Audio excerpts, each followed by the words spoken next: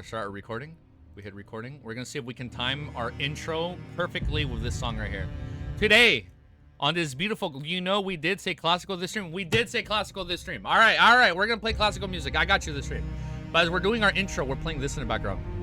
Today, it is so loud. I apologize. We are going to be reading Lord of the Mysteries.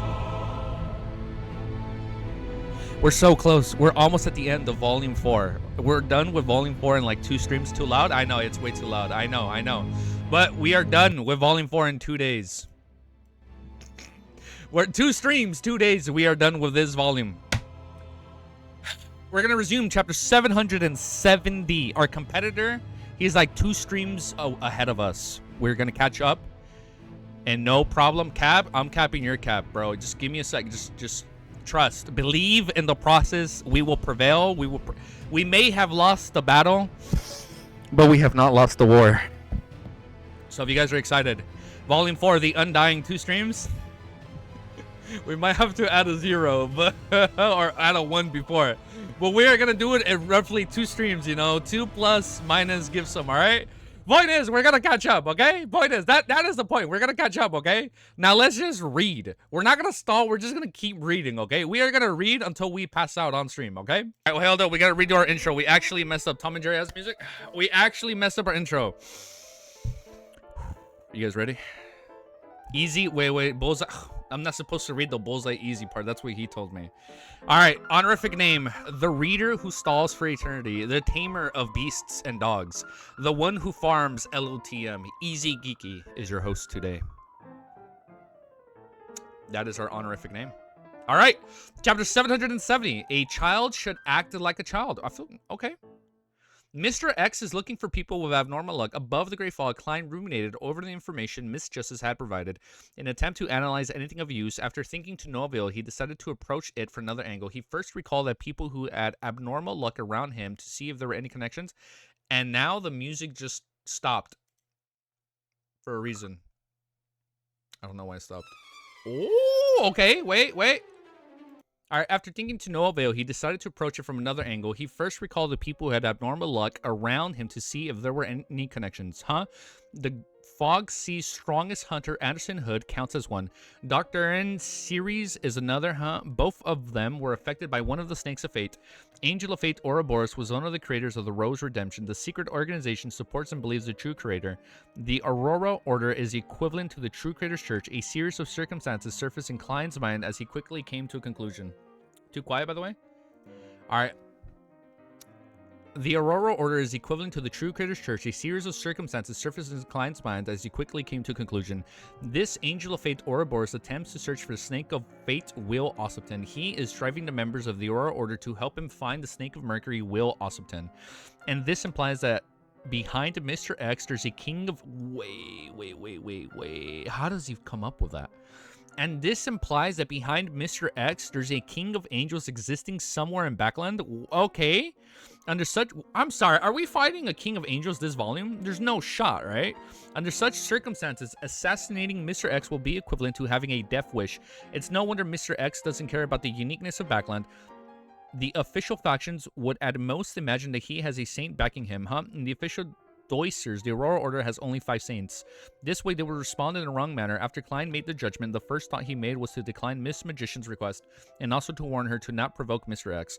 If it wasn't because sounding the alarm might affect Snake of Mercury, Will Ossipton, while the Church of the Evernight Goddess clearly has records of Dr. Aaron Cerise' bout of bad luck, Klein would have gotten Miss Magician to report both the Angels of Fate and Ouroboros and Mr. X to a particular church.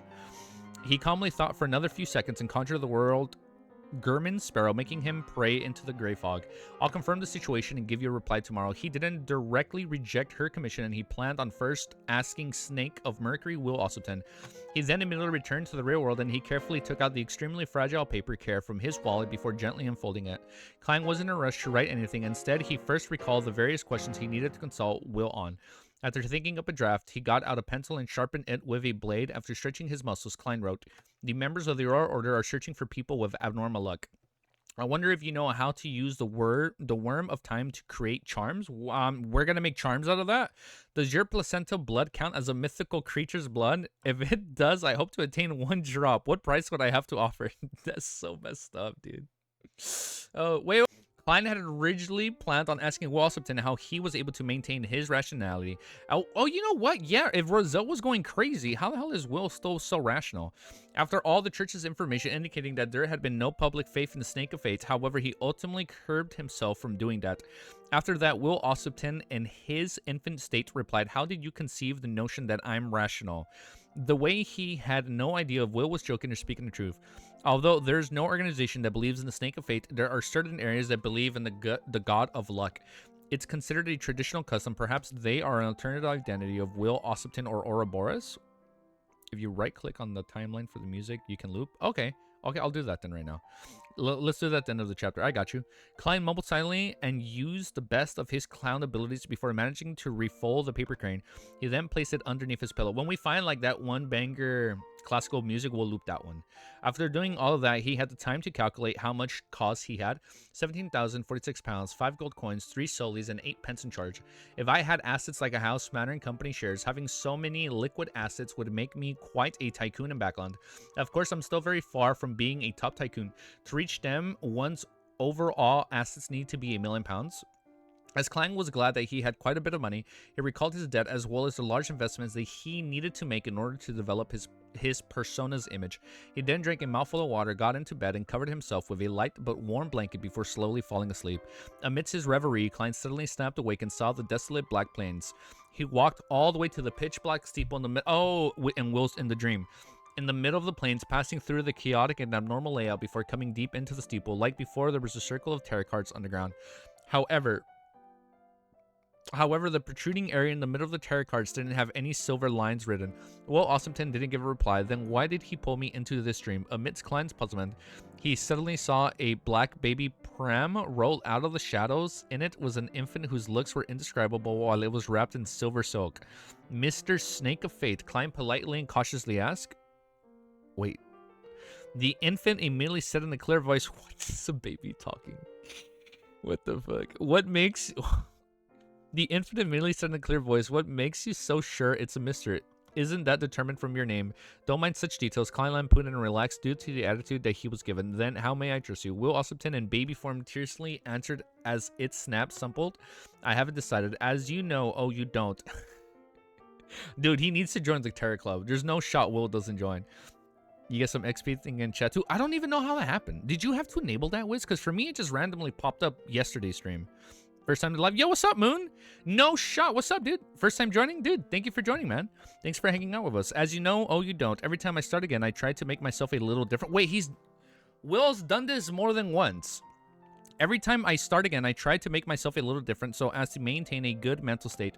A child should act like a child while they're a child. He would see through clients instantly. No, it just showed up one day in chat like 2 weeks ago. Oh, yeah, it was completely random, right? Okay. Klein's heart stirred when he heard that. Is this the way the monster pathway maintains his reasoning so as to resist madness?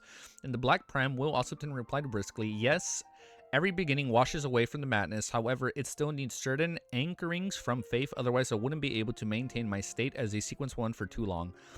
Compared to before, you're becoming more and more knowledgeable. Oh, apart from anchoring oneself with fate, there are other ways to resist the madness. However, restarting is clearly an ability of sequence one Snake of Fate of the monster pathway. Other Beyonder pathways aren't able to emulate that. Mr. Zik is constantly losing his memories and repeatedly finding himself. Does it also involve the same concept? Klein nodded in thought as he made every second count by asking, I suspect Ouroboros is searching for you through the Aurora Order members. Will Ossipton scoffed. I've been playing hide and seek with him for a very long time. He isn't good at such matters. It's quite obvious that he doesn't have a childhood. Every time he restarts, he grows up besides the true... What the... Found you when the Ultimate Trailers first came out. You're the only one I can find would read the chapter. Yo, what's up, J bro?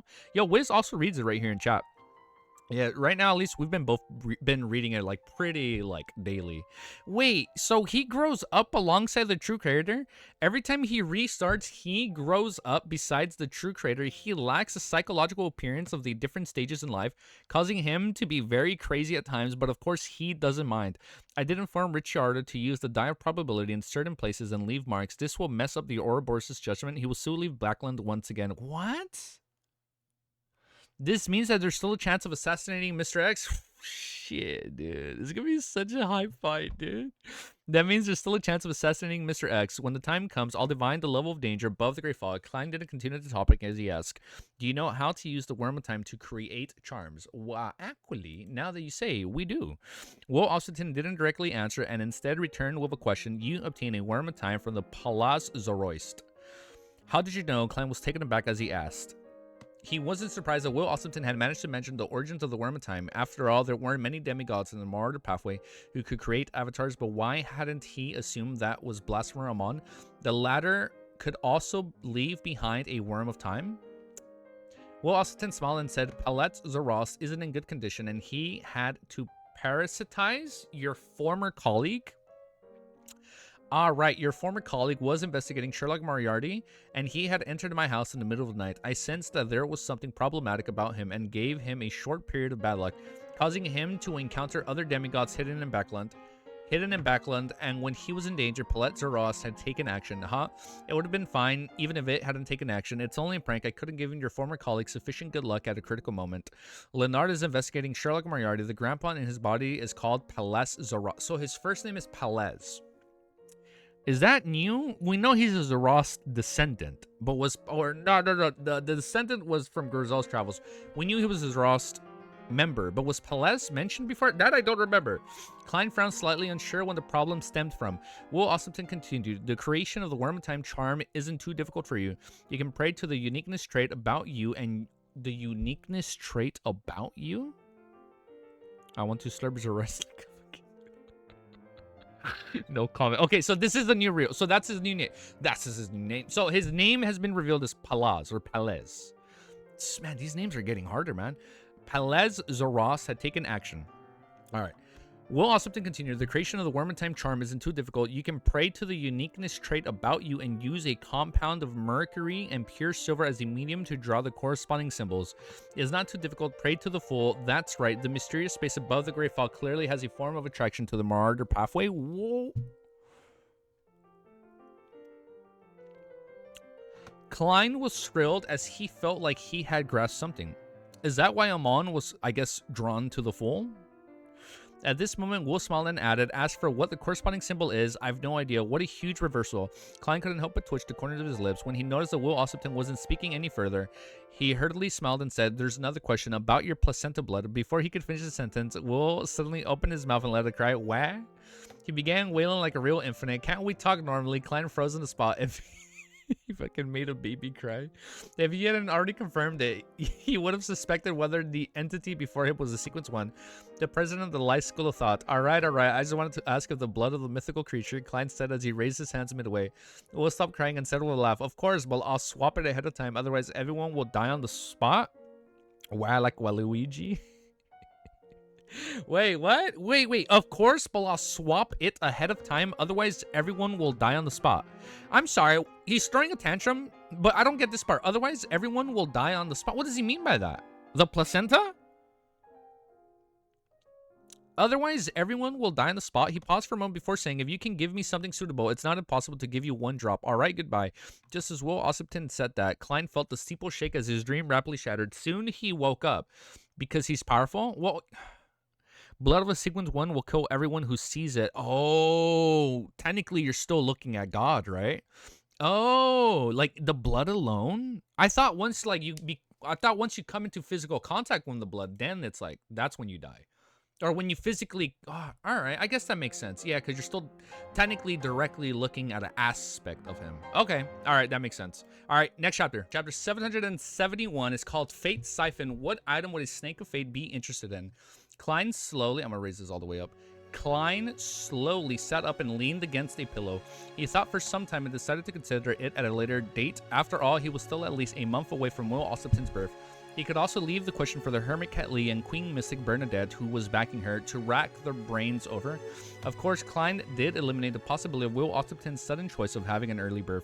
He slowly turned his attention, creating a Worm of Time charm. According to Will Osterton's explanation, had most of the conditions required, but he was just short of the corresponding symbol.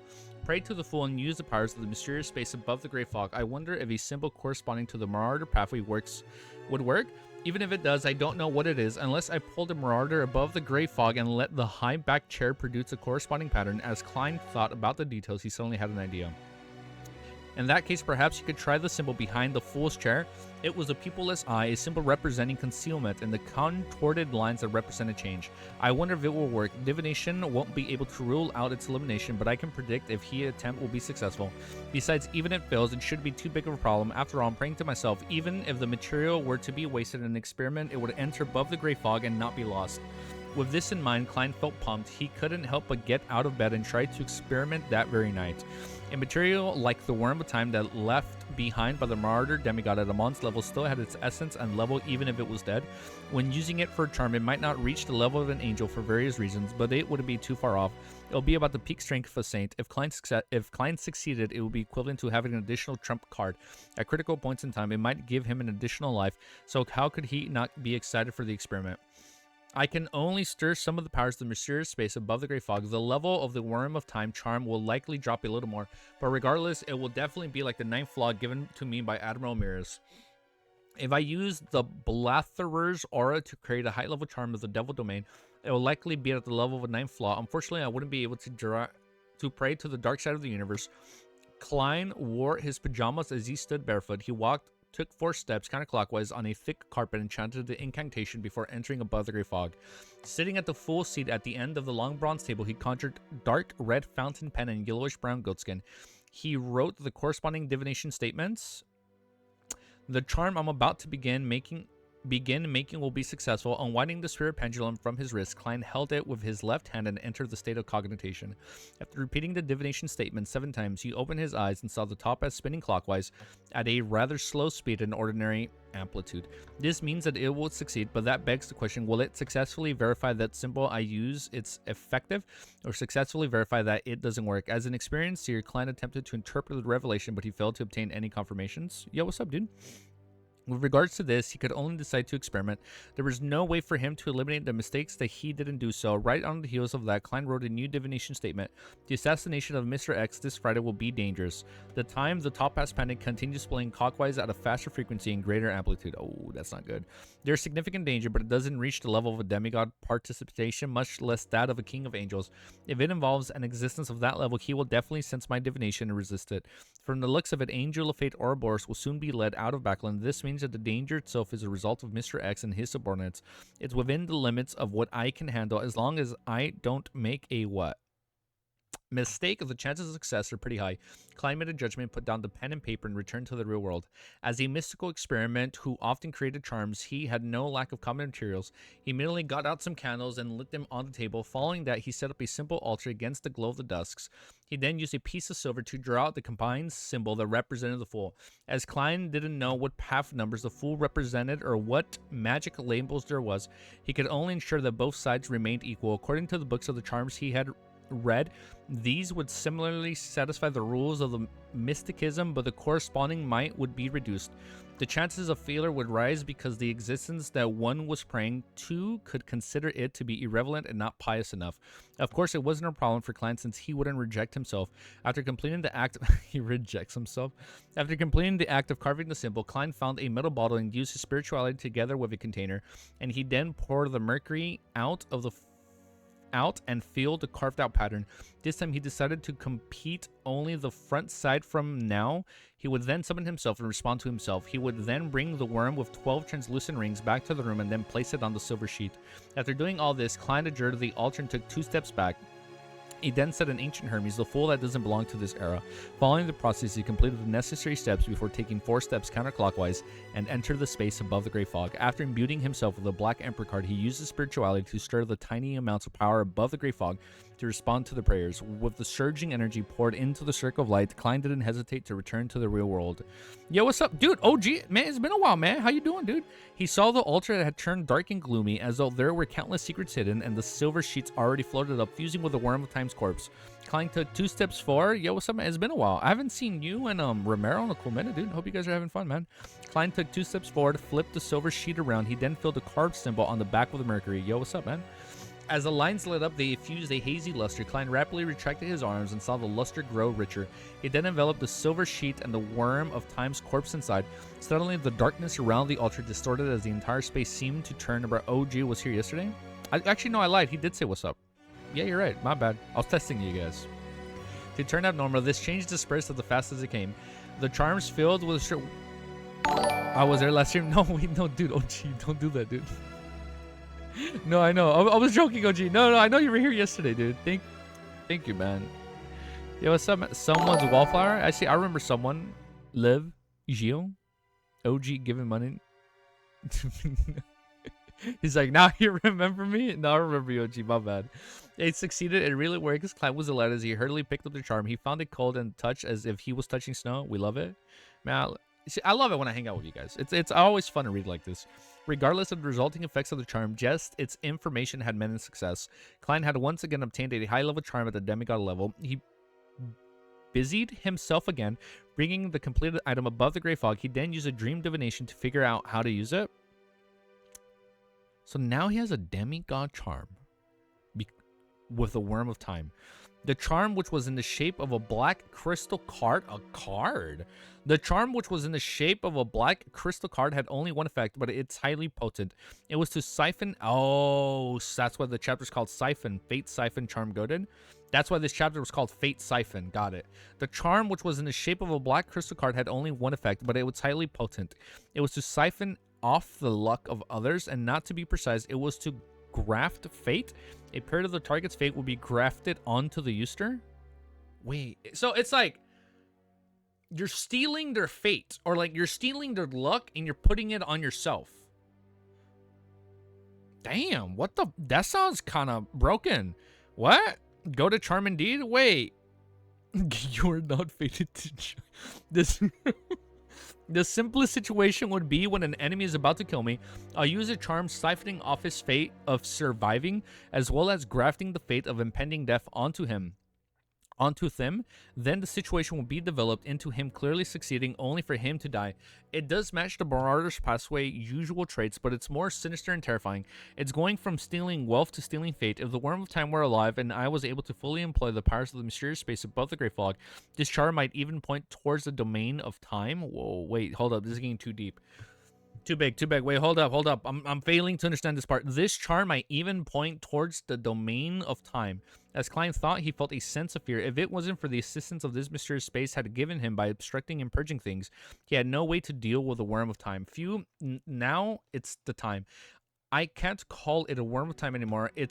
I'll just call it Fate Siphon. Klein once again got busy as he brought back the Fate Siphon charm to the real world. After dealing with the traces of the ritual, he gravely placed the high-level charm into the iron cigar case, putting it together with a Zix copper whistle as the center gold coin. He then sealed the isolated the case with a wall of spirituality. Being in a good mood, Klein didn't feel sleepy. He drew the curtains a little and allowed the crimson moonlight to shine it, illuminating his room with tranquility and silence. While he enjoyed the scenery, he suddenly saw a figure sneak out from the Member of Parliament Motch's house as he approached amidst the shadows. It was none other than Hazel Motch. She once again headed for the sewers, removed the manhole, climbed down, and didn't forget to close the door. Why is she always heading into the sewers? It's not like for her to be heading to other areas from her to act like a superhero in a mysterious world. After all, each trip doesn't take her more than an hour. Unless she has very reliable intelligence, it's difficult to achieve anything. Besides, this will make it easy for her to be caught by the official Beyonders. Together with the scene provided to me by her road, she's likely finding something, huh? It's very easy for her to encounter danger if she keeps heading into the sewers. Klein stood behind the curtain gap as he observed what was happening under the serene night. He didn't attempt to warn Hazel or to let the wraith possess her, to let her understand the dangers of the beyond world. Firstly, this was because he had quite a subjective view that Hazel's sense of superiority was due to the result of her lacking knowledge and mysticism. She couldn't be sure. Secondly, he wasn't sure how she would obtain the beyond her powers of the mystical item. Warning her out of gratitude for her kind deed early would easily attract unwanted attention or even trouble. After joining an evening of peace, Klein returned to the bed and slept till daybreak. Before Richardson entered, he turned into Gurman's Sparrow and prayed to the Fool. I accept the mission, but regardless of the outcome, I want the stone of the bracelet of yours, as well as the ability to use the spellbook of yours from time to time. If it exceeds, all spoils of war will be mine. You can only take the target's head. If required, you will need to provide assistance. Okay, assistance? That sounds pretty hype. Tag team? I am feeling this song, so let's play this one as we update to 772. Chapter 772 is called Walter's Abnormality. He wants a stone from a bracelet and the right to use the layman's travelers for some time. How does he know that I have those two items? I don't remember mentioning it during the Terry gathering. After hearing Gerben Sparrow's response, Forrest was bewildered and rather shocked. It felt like he had seen through all her secrets. She tensed up as she quickly tried recalling how this information could have leaked. Aside from Teacher Shio and Mr. Full, no one knows that I have these two items, especially layman travels. I haven't even used it. Mr. Full, Mr. Worlds appears quite strange during the Terry gatherings. He never hands over Emperor Rizzo's tire pages, and he doesn't seem to put any effort into this, nor does he show any concern. He and Mr. Fu have a deeper connection. He obtains relevant information from him, a believer or a blessed. Force carefully thought over the matter. She grasped something, easing her horror from before. Only at this moment did she have the time and energy to consider if she could accept Gerben Sparrow's request. To Force, such a price was too cheap, far lower than she had expected. Further, it was reasonable. As a beyonder who seldom went out and just stayed home, writing and resenting, lending layman travels for some time didn't affect her safety or her need to use it, and likewise giving one or two remaining stones and a bracelet that allowed her to travel through the spirit world didn't cause her to lose all her trump cards. No, but then she only has like 3 left. The only whoa, the music is getting way too loud now. Hold up. Yeah, we're gonna play this one because it plays for 11 minutes. Hey, let's aim for halfway through COI of the stream. Bet we'll get there. We'll get there. Only at this point she have the time and energy. I just read this. Please inform Mr. World that I accept his conditions and I want to try my best to provide him assistance in the operations. He originally wished to warn Gerben Sparrow that using the stone might result in the side effects of receiving the ravings of the full moon, but she then realized that it was apparently only something beyond it from the apprentice path we encountered. Regardless if it succeeds or fails, I'll obtain the stone. I'll be able to secretly leave Backland and meet with Mr. Hangman to explore the primitive island. When the time comes, I'll use the spellbook to record the usage of the stone. That way I don't have to worry about the return trip. That's unless my luck... Wow, that's really loud. Unless my luck... That way I don't have to worry about the return trip. That's unless my luck is terrible. The recording fails. Klein secretly heaved a sigh of relief, opened the door, and got Richardson to help him dress up. Sir, after breakfast, you scheduled is to head to the Royal Museum to see the royal family's collection and exhibitions. As Richardson helped his employer wear his coat, he informed him of the day's schedule. As Dwayne Dantes mastered social dancing very quickly, the number of etiquette classes in the morning went from 5 times a week to 3 times a week, allowing him to spare time for others, as such expeditions were definitely a hot topic, a conversation in high society circles, but not going in person, it would make him appear lacking. As for the heading to St. Samuel Cathedral for Bishop's preachings, Klein had concessiously lowered his frequency. This wasn't because he needed to donate tens of pounds each time, but that he was afraid of heading there frequently, despite having the novelty period wear off, would incur suspicion. Being natural and reasonable were the core traits of his plans. Other than on Sunday, he planned on randomly heading to the church on the 2 remaining 6 days. He wanted to rely on an even longer period of time to accumulate intelligence so as to figure out a pattern. He couldn't be impatient or in a rush. I'm already looking forward to it. Klein looked at the dignified reflection of himself as he said it to his valet with a smile. Upon thinking of St. Samuel Cathedral and the Church of the Evernight, he naturally connected it to Leonard Mitchell's secret investigation of Sherlock Moriarty. He didn't understand what he was suspicious about. Is it because of Emlyn White's purchase of the tinder that drove Leonard to investigate the people related to him? Or was it because of the fleeting appearances of the detective in the cases of Captain and Lenavus that made the Red Gloves, who are in charge of investigations, notice something? Or could it be both? Klein thought about the clues that he had left behind and had a rough guess.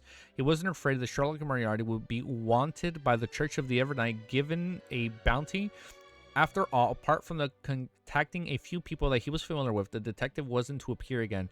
He was worried that something would discover the Sherlock Moriarty, and his early appearances resembled Klein Moretti greatly, and as such, they would pursue the deceased former Nighthawk. And I'm just gonna be so sick if that happens. Oh, take care, Provoker. All right, I'll have fun. Yo, man, have a good day, dude. Don't worry, we'll have the video up quickly, okay? He wasn't afraid that Sherlock Moriarty would be wanted by the Church of the Evernight, given a bounty after part... Well, I just read this. In fact, it's not a problem even if they discover that. I'm no longer the clown or the magician from before. They are more than a handful of demigods searching for me, even with the high-ranking... Wow, that sounds so loud. Even with the higher-ranking decans of the church, there won't be any qualitative changes. Besides, Benson and Melissa truly are ordinary people. The church will definitely not involve them and disturb their lives. I wonder if they will claim the bereavement compensation back. Probably not, for there's no way they can explain it to ordinary people. Klein wasn't that worried with all the debt he was in. That was also why he was so calm that he heard Will Ossington mention Klein Moretti's identity last night. How could a Sequence 1 angel who's good at fate-related abilities and had previously interacted with Charlotte Moriarty early on not discover the detective's origins? Even with the Grey Fox obstruction, the interfered with many details. Will Ossington was definitely be able to know that Charlotte Moriarty originally came from Tinkin. And back in Tinkin, Klein had interacted with a youth named Adamiso's being brought back? Okay, wait, Adamiso, this is his first name drop since like volume 1. And well, no, hold up. He was mentioned earlier on, I think in volume 3 or 2, when they were talking about his pathway. I'm pretty sure, right? It hasn't been since season 1, not volume 1. Adamiso has been brought up before. And back in Tinkin, Klein had interacted with a youth named Adamiso who was of the monster pathway, leading to him to bleed from his eyes. And if Will Ossington were to be aware of this and make a comparison, the answer would be obvious. If Leonard were to realize Sherlock Moriarty's hidden identity, I wonder what kind of expression he would have. Klein gave a self-deprecating laugh as he walked out the master bedroom. He went to the second floor to enjoy the breakfast his cook had prepared specifically for him. Adamiso's the goat. You guys have been saying that a lot. He better not disappoint, man. This half sequence 9 guy better not disappoint. I'm gonna leave it at that. You guys have been hyping this man up since volume 1. Bro has been watching too much of the Donghua. I know, just a little bit. Westboro, 2 Kings Avenue, Royal Museum. Klein passed through the ticket entrance with Butler Walter and Villette Richardson and went into the museum. The exposition was held by the Lowen royal family. This showcased all kinds of collections that the historical meaning from the kingdom's founding so as to allow the public to enjoy and gain an understanding. It was a way to raise the kingdom's citizen respects and recognition of the royal family. As he graduated from the Department of History, Klein was still rather interested in the exhibition. Many of the matters that he was familiar with him had the corresponding item appear. They allowed him to plunge into the long and fascinating history from another angle. What left Klein somewhat puzzled was Walter's deep understanding towards most of the exhibits. He introduced them to Dwayne Dantes with extreme detail. As expected of Butler, who came from the aristocratic household, Klein silently nodded. As he pursed the exhibits, the trio kept encountering other visitors, and the exhibition hall was quite ordinary, so people had to converse in whispers. When passing by an exhibit, Klein noticed Walter suddenly stop. He then glanced to his side as the expression turned complicated. As he wasn't a spectator, Klein wasn't able to interpret the actual meaning of those complicated feelings. All he could do was trace Walter's gaze towards the exhibit. Standing in front of the exhibit were a man and a woman. The man was in his 30s and wore a black suit, silk hat, and a golden inland cane, looking like a gentleman of status and wealth. The woman was in a yellow dress with a gold necklace. Her overall attire was inclined towards bright colors. Mr. Butler is looking at that man. Klein instantly made the judgment as he swept his gaze past the target without anyone detecting him. Was that his former master? The former guy that the butler worked with? The family did let him go? He realized that the man looked rather old. His skin was dark as a result of the frequent exposure to the sun. The back of his hand was like dried wood and his fingers were extremely rough. If I didn't look at his attire, I would have believed it if someone told me that he was a farmer, gardener, or a carriage driver. Klein retracted his gaze as he felt a little puzzled. The reason why he noticed these details was because he had seriously considered the appearance of an ordinary person who had ventured in the southern continent for extended periods of time, back when he was constructing the identity of Dwayne Dantes. He believed that apart from his gaze, bearing the natural facial features that were etched by his rich experience, Dwayne Dantes also needed to have detailed. Such skin that had experienced long periods of sun casting, unobvious scars, and rough but strong palms, otherwise it wouldn't be enough to prop up the character's inherent traits. I have to say that from the moment I became a faceless, I'm getting more and more experience and wise in the aspects of creating a new character. If I were to return to Earth, even without my beyond powers, I'll have strong acting skills. As Klein made self-deprecating comments inwardly, he saw Walter recover from his stern look as though nothing had happened. As for the man with somewhat old, fascicle features and rough skin, he pointed at a flag inside of the exhibition case. This is the flag that the Earl of Lastings, Prince Harold Augustus, used during the White Rose War. Unfortunately, he perished in that war. However, his death was the turning point of the entire war and the reason why the Lowen eventually clinched victory. Look, the flag still had his blood. He's quite knowledgeable in the field of history. Klein's gaze swept towards Walter from the corner of his eyes. Though for 2 seconds and smiled, he approached the couple and interjected in a friendly manner. I never expected such a neglected tidbit of history would be known by someone else. I originally believed that the people's understanding of the White Rose War was only limited to Lowen's victory against Intis. Sir, you're I can't read this word. I sway the perceived public opinion. A true manipulator. I can't read this word. Sir, you're eruditeness leaves me amazed. Leaves me amazed as well. To be perceived in front of his female partner, the man's expression turned from a wary one to a relaxed one. A gleeful smile appeared on his face. I'm just a person who likes history. He casually swept his gaze towards the servant on the gentleman in front of him as he suddenly frowned before easing his brows. There were remnant looks of puzzlement. Indeed, he knows Butler Walter. Klein smiled while maintaining his composure. Hello there, I'm a merchant from the Desi Dwayne Dantes. How may I address you? The man hesitated to stare. William Sykes, a land steward at a manor. Yeah, I've never read that word in my life. Klein history buff coming out. It is. It's coming right here. Like right here. This is where he gets his buff. And chapter 773, additional development. Okay, let's keep reading. All right, chapter 773 is called additional development. Let me get one more sip.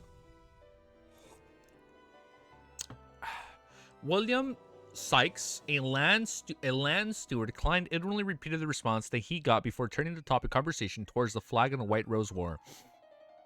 After a short chat, he politely bade farewell and walked towards the other exhibits with Walter and Richardson.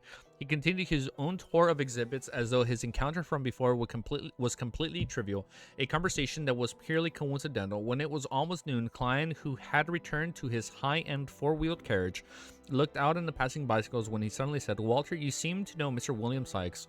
Walter solemnly nodded and said, "I once knew him when I was working for the Viscount Conrad's household." Ah.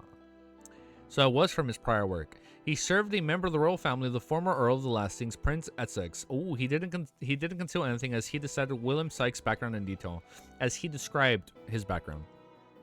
He was once in service of Prince Essex. He was living quite a good life after the prince passed away because of the great smog of Backland. I wonder what manor he's the land steward of. Perhaps he knows some secrets. Klein gently nodded and didn't probe further. He was wondering if he should find an opportunity to investigate William Sykes. If William Sykes really knows something, the royal family factions wouldn't leave him be. Or perhaps he is part of the faction. In short, investigating him will be a rather dangerous matter. There's no way to entrust this matter to Miss Magician, Emmeline White, or Miss Shio. Miss Sharon has the ability to do so, but this might result in destroying her peaceful life. The best solution is to use Hero Bandit Black Emperor. But the problem is that before stealing the Antigonus family notebook, my investigations of the Great Smog of Backland should only be superficial. I shouldn't alarm any or bring about any accidental changes. Klein appeared to admire the streets outside, but many thoughts were going through his mind.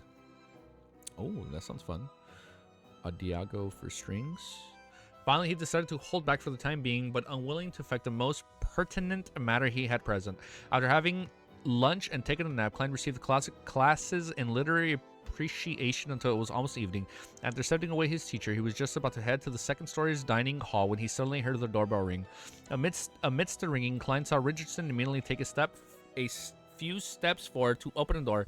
Standing on the outside were two police officers in black and white checkered uniforms from their One sec. I apologize. Okay, after picking up the phone call, we're just going to read from up here because I did lose my place. So I apologize.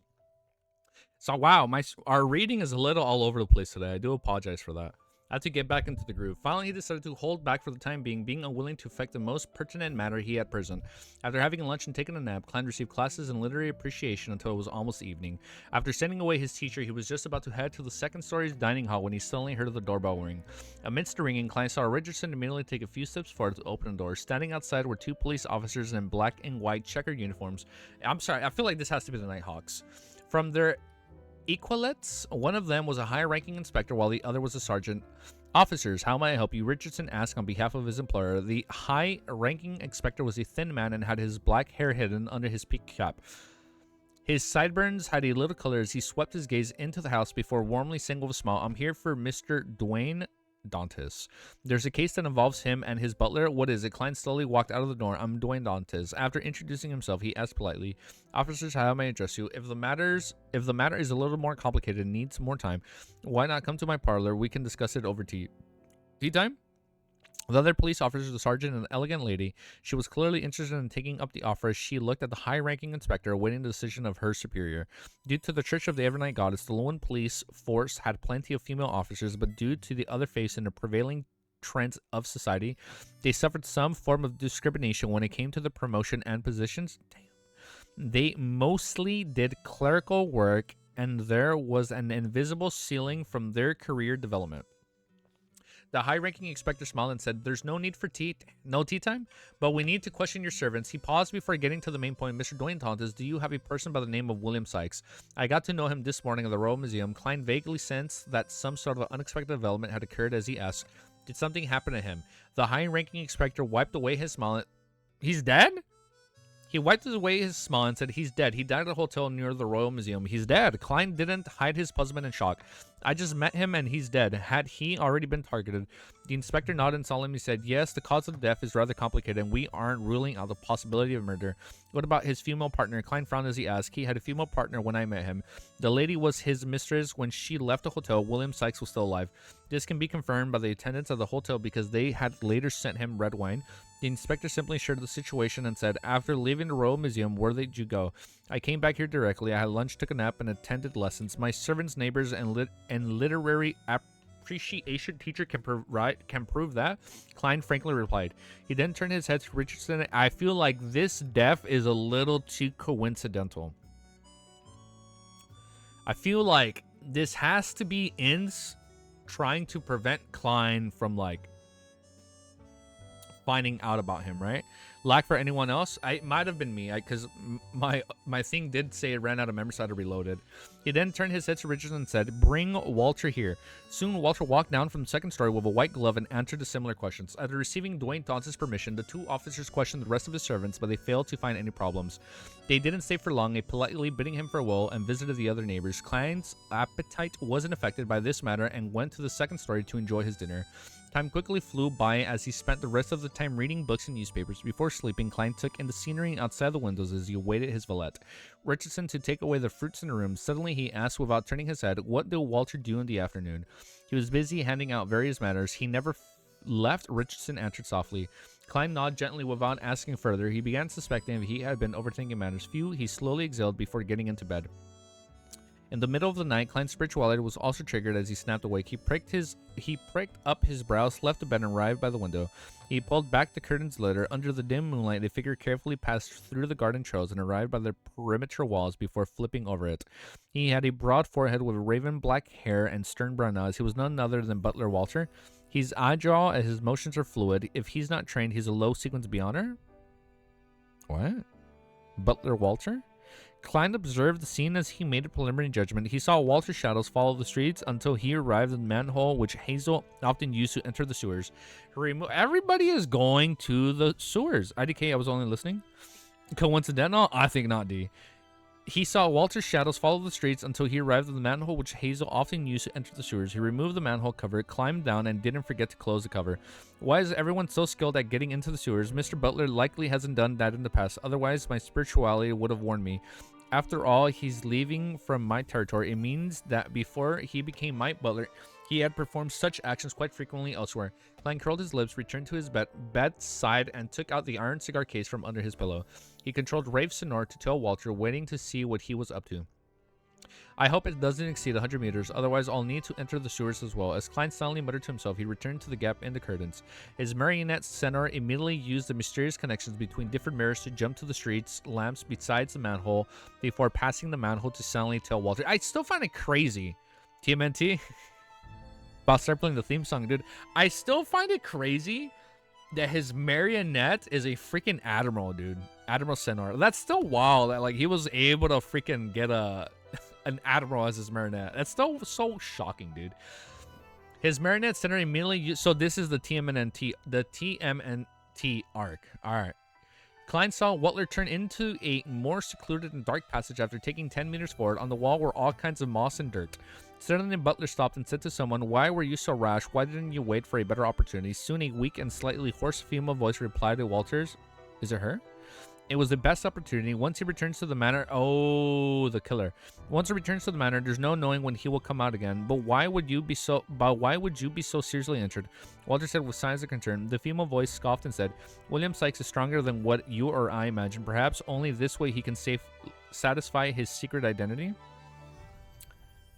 Regardless, I finally obtained clues for him. After so much time, I finally had a chance to approach the truth. You didn't need to be so rash. Walter fell silent. The female's voice chuckled and said, "I've already sold my soul to an evil god. The only meaning to life is vengeance." In a rare instance, Walter sighed and said, "Continue hiding here. I'll prepare food for you until you recover. If there are any accidents, use the old method to contact me." The weak female voice remained silent for a while before saying, "When he was alive, he had many subordinates who claimed to be loyal. After his death, few still remember him or are willing to risk their lives for him. You are the one who has surprised me the most." I'm lowered a bit more. "He is the first noble who treated me that way, and he is the only person I'm truly loyal to," Walter answered in a deep voice. Having heard the conversation with Marionette, Klein vaguely understood the entire story. After Prince Etzek passed away, a few of his loyal subordinates were investigating the truth of his suicide. Walter was one of them. However, he was mainly in charge of gathering any superficial intelligence, as well as using his identity to provide some help. This is probably the additional development that Rhodes mentioned. I wonder if Klein is going to tell him. And let me lower the volume as I talk about this, and I feel like if Klein tells him the truth, then Walter be like, "You know what? I respect Dwayne. Like, now I'll be loyal to him. Like, he trusted me with this information. Now I'll trust in him." Having read this part, this is probably the additional development that Rhodes mentioned. Now it's way too low.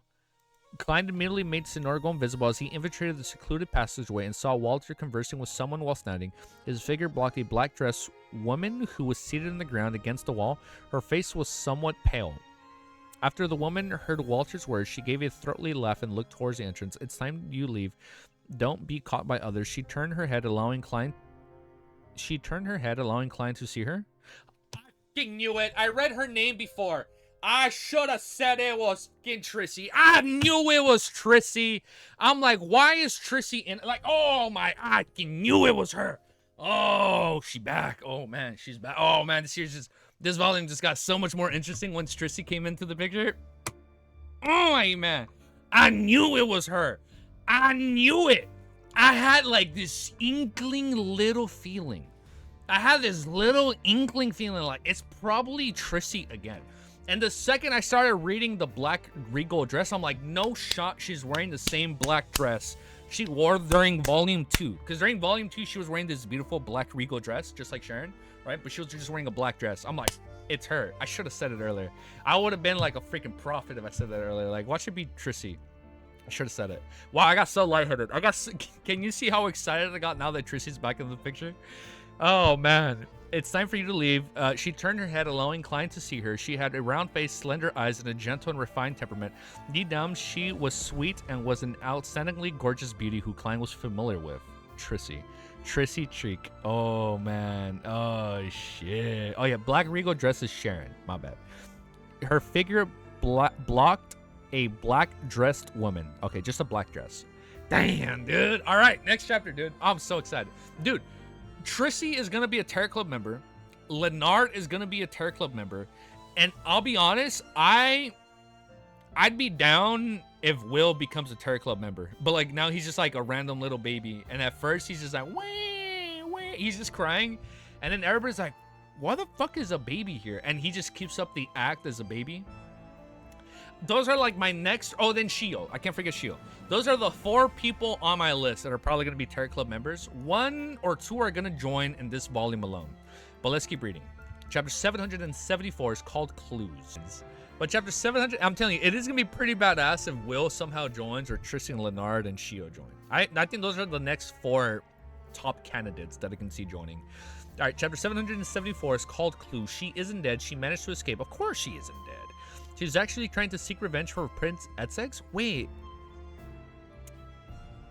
What? She's actually trying to seek revenge for Prince Etzek. At that moment that he saw TRISSY, Klein nearly lost control of his expression. Although he had guessed it based on the conversation, he still felt it exceeded his expectations when the truth was placed before him. Without even the need for a dream divination, he could still recall the great smoke of Backland. TRISSY had conversed with him, and back then she was eager to escape Prince Etzek's control and escape the manipulation of her fate by the hidden person behind the scenes. She thought her daily life was filled with pain. This Newiness, who was once a man, had sold her soul to an evil god to help avenge Prince Etzek. What kind of crappy, trite romance plot point is this? Fucking Klein, no filter. What kind of crappy, trite romance plot point is this? That's so funny. The corners of Klein's lips twitched as he saw Walter throw a bag of food at TRISSY. After hearing him give a few words of advice, he turned and left the secluded path. At this moment, a figure appeared from the Member of Parliament's Mach house. It was within Klein's line of sight from where he was standing. It followed the shadows in the street as it quickly approached the entrance to the sewers. She was none other than the Hazel who held a mystical item from the Marauder pathway. She'll encounter Walter. This isn't some entrance to the sewers. It's clearly the entrance to a bustling city. Klein looked down and nearly facepalmed. Upon arriving at the manhole, Hazel warily observed the surroundings for a few seconds before moving to cover, away and climbing down. The entire process was done in one fell swoop without any signs of delay. Stepping onto the slightly moist ground, she followed the rusted metal pipes and the sewage that slowly flowed with a clear destination in mind. Suddenly, she felt her back turn cold as a chill ran down her spine. Her hair began to stand on end. Right on the heels of that, Hazel seemed to plunge into the freezing river, and she felt a coldness that was overcoming her body. She was horrified to see herself walking in a different direction, heading straight for the wall with a metal pipes, and it was completely against her will. Horror filled Hazel's mind before she received a reprieve from her numb thoughts. She infused all her spirituality into the necklace of her neck. The 7 green gems on the necklace were exquisite from each other. Embedded around them were tiny diamonds. In the absolute darkness, they still swirled with a faint, lustrous glow. Suddenly, a gem lit up as the green glow illuminated Hazel's ghastly face. She leaned against the wall and paused for a moment. She moved her feet forward in an awkward manner before retracting them. At that instant, the coldness Hazel felt had paused for a moment. She didn't hesitate to use her spirituality to light up another green gem. She raised her right hand and aimed it at herself and twisted her wrist. At the same time, many mysterious symbols and patterns appeared in her mind as her spirituality and voice changed momentarily. She had stolen the beyond her powers brave shriek. Hazel was just about to open her mouth to shout when she found her hands losing control again. She forcibly and quickly covered her mouth with her hands. Her shriek turned into a muffle as she took a few brisks to the wall. She turned into another fork before crouching down in the pure darkness. She tried hard to struggle, but it was useless. She wasn't even capable of activating the necklace on her. Oh, so the necklace is the mystical item. Capable of activating the necklace on her neck. Hazel's dark brown eyes widened as they filled with horror and indignation. Tears began to well up in her eyes before slowly streaming down her cheeks. And at that moment, Walter had once come out from another path, returning back to the sewer entrance before climbing up agilely. What? Klein is controlling her to hide so she doesn't meet with the servant. No, I know, but like the fact that she's like crying. Tears began like, I'm like, wait, so like, is something else happening? Like, is she like, or is like he trying to kill her or something? But I'm like, no, that's not happening. Tears began to well up in her eyes before slowly streaming down her cheeks. At that moment, Walter had come out from another path, returning back to the sewer entrance before climbing up agilely. After he sneaked back into 160 Buckland Street, Hazel suddenly regained control of her body. She felt that the coldness had completely disappeared. She first raised her hand in surprise, using her night vision to take a glance. Following that, she looked around in a fluster as though there were countless unknown monsters hidden in the darkness of the sewers. Hazel immediately touched the necklace from her right hand, carefully stood up, and headed for the entrance. She didn't flee in panic, but she instead warily prepared for any attack that would appear from the darkness. Finally, she returned to Buckland Street, where she had the black street lamp emitting its light, illuminating the streets that still had the remnant signs of rain. Only then did Hazel speed up her pace and run home. Midway, she suddenly turned back, nervously and frantically closing the manhole cover. After doing all this, she followed the shadows and entered her garden. With that help, the gas Walter pipe, she entered the balcony to her bedroom. Only at that point did she really have any room to think. She widened her eyes and subconsciously looked around. Slowly, her body began to tremble. She raised her left palm, hoping to use her clothes to wipe her face, but she paused midway, switching to using a handkerchief from her pocket. Hazel still has the basic abilities needed to react. She's not a complete newbie. In the sewers, Sonor appeared with a dark red coat and triangular hat as he spoke suddenly. Following that, under Klein's control, he went invisible again as he entered the hidden fork where TRISSY was. Just as the wraith approached the black-dressed TRISSY, looking up at the reveler in a weak but stubborn smile.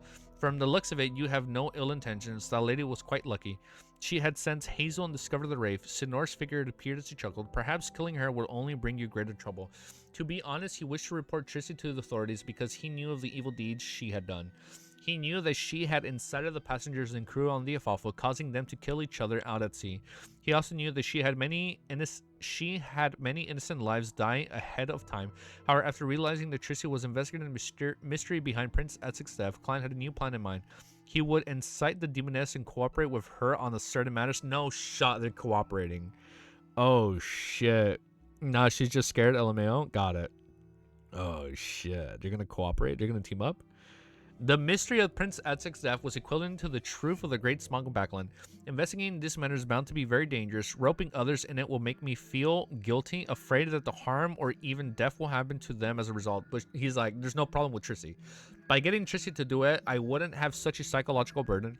The crime she had committed had long doomed her to hell. The only problem is that she might be using the investigations of the mystery to Prince Atsek's death for her own ploys. I have to be wary about this to prevent myself from being used, thus causing a disaster. As Klein thought he made Sinner take 2 steps forward, TRISSY looked at the middle-aged man before her and chuckled. Since you have ill intentions, go ahead, Mr. Senor. She knows her name? She knows his name? At that instant, the marionette's senses revealed the countless threads floating and flailing around TRISSY. And seated in the middle was her black dress. Wait, what? At that instant, the marionette's senses revealed countless threads floating and flailing around TRISSY. And seated in the middle was her black dressed self with a pale face. It resembled a spider in the middle of her web, but it was filled with temptation and pity that made one approach her. You know me, the marionette halted in his footsteps. Oh, okay. You know me, the marionette halted in his footsteps. TRISSY's expression was somewhat adrift as she answered in reverie. I once spent an unforgettable period of time at sea. Ah, got it. When she was on the Alfalfa.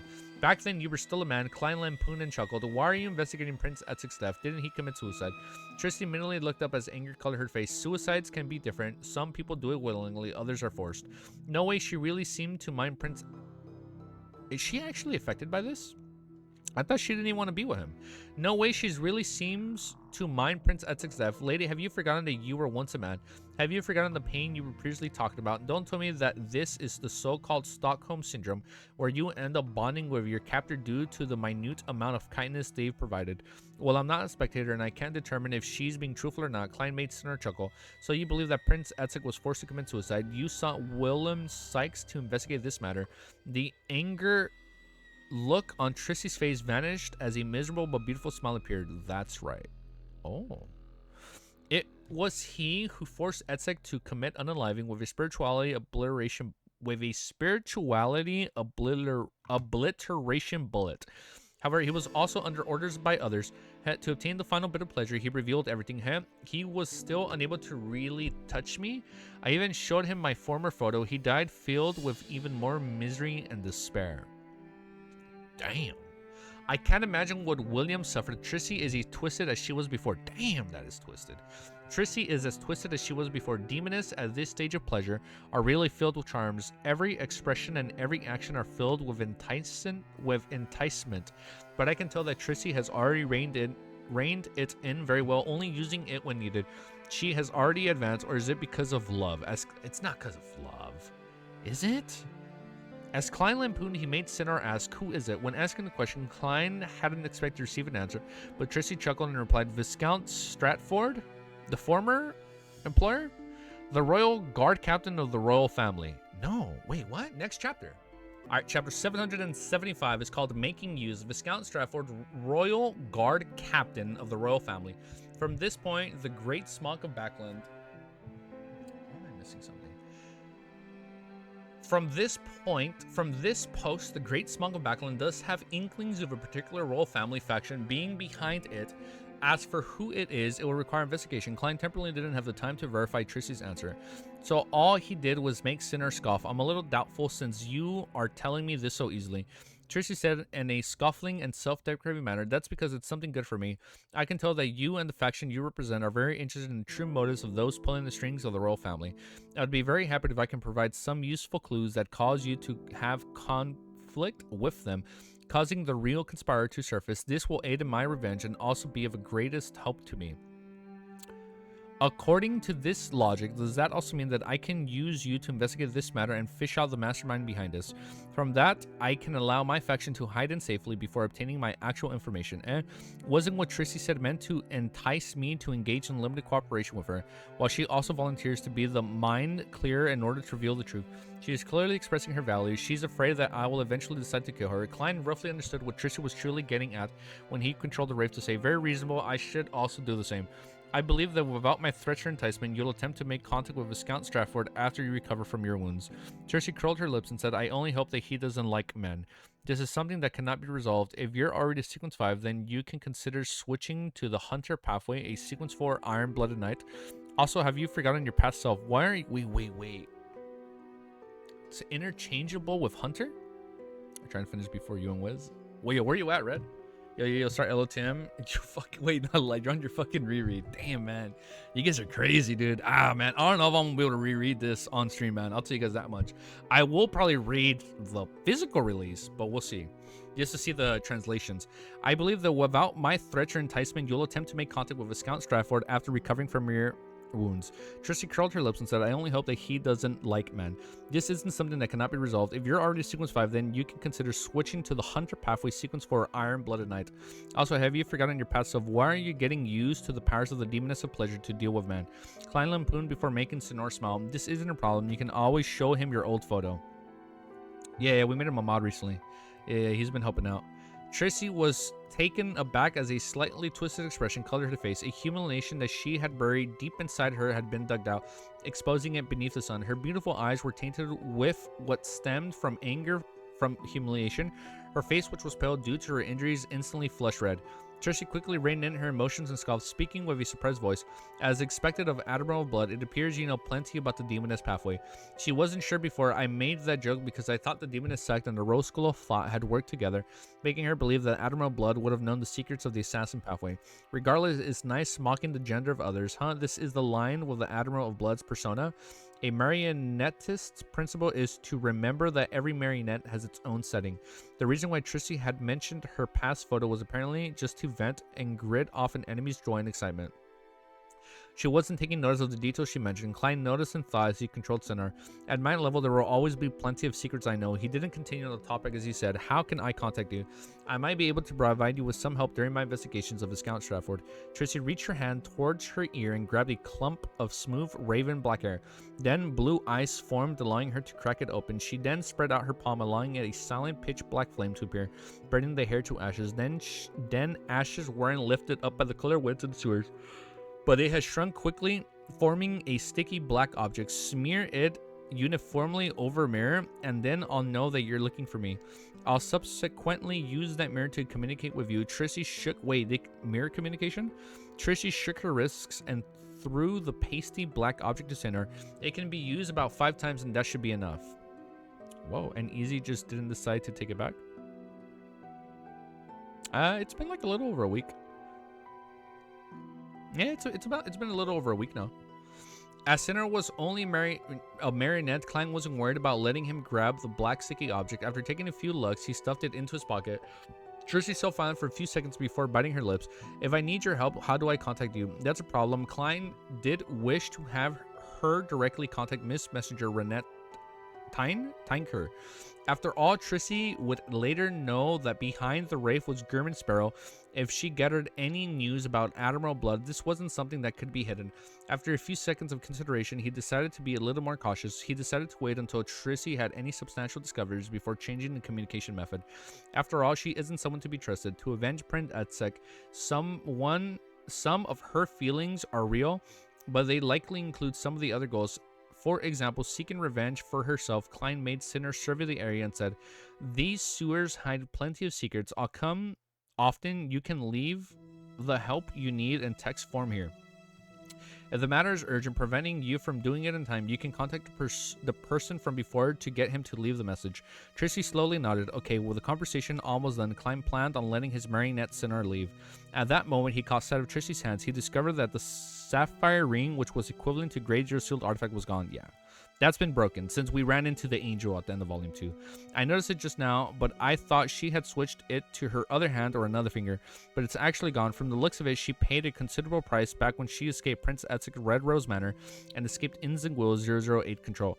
The mark that Prince Etzek left on her was also vanished. Klein thought for a moment before getting Sinor to laugh. Wait, what?